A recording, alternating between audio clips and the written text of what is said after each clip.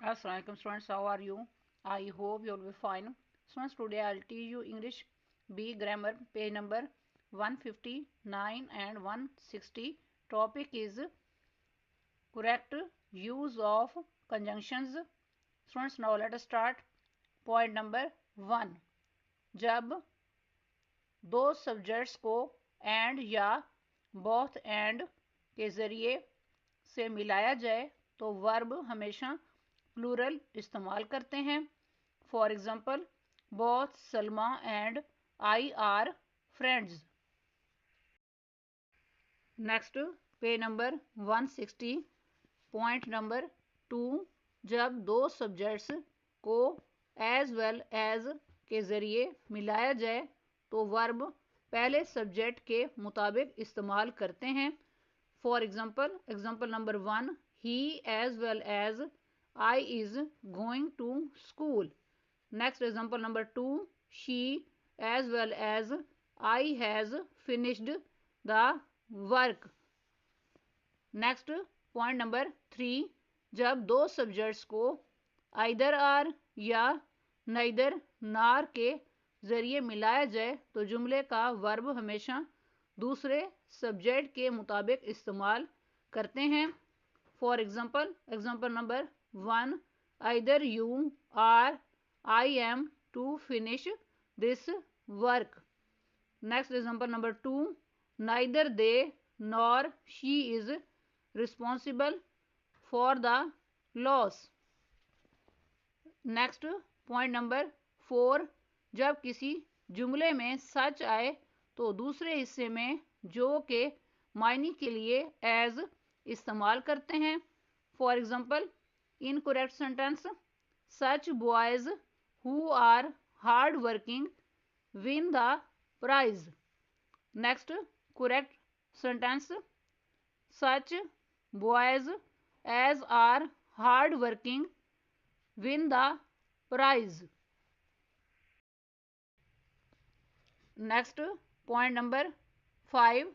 जब किसी जुमले में नो सूनर आए तो उसके बाद सब्जेक्ट से पहले डिड या हैड प्लस थर्ड फॉर्म इस्तेमाल करते हैं और दूसरे हिस्से के शुरू में दैन ज़रूर इस्तेमाल करते हैं.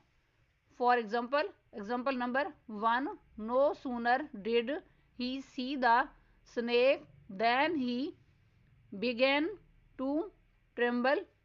Next example number 2, no sooner had he seen the snake than he began to tremble. Next, point number 6. जब किसी जुमले में हार्डली या स्कैर्सली आए तो दूसरे जुमले में then की बजाय when या before इस्तेमाल करते हैं. For example number 1, scarcely had I reached the hospital when the patient died. then use नहीं करना.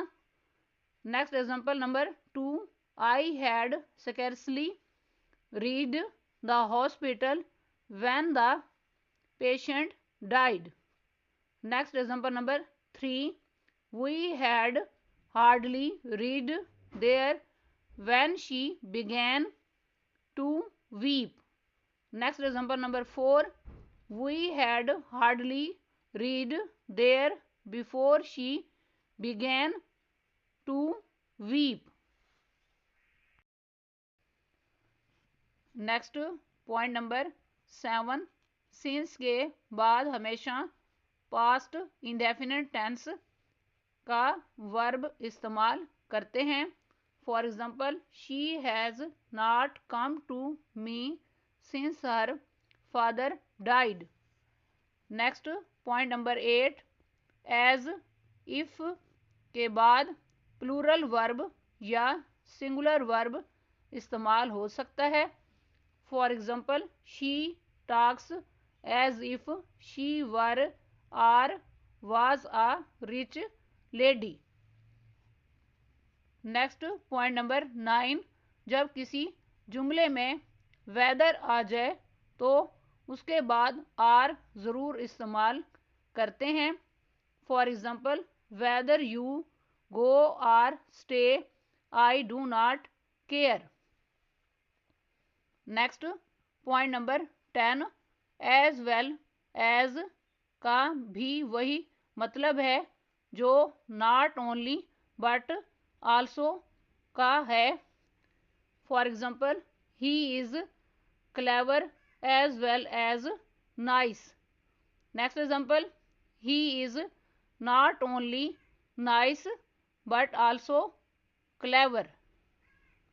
नेक्स्ट पॉइंट नंबर 11, जब किसी जुमले में एज आए तो दूसरे हिस्से में एज ज़रूर इस्तेमाल करें।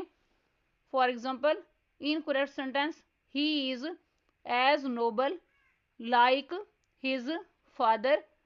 Next example, correct sentence, he is as noble as his father. Students, आज का लेक्चर यहाँ कंप्लीट हुआ। I hope you will be understood this lecture. Students, kindly write down this work on your notebooks. Okay, Allah Hafiz.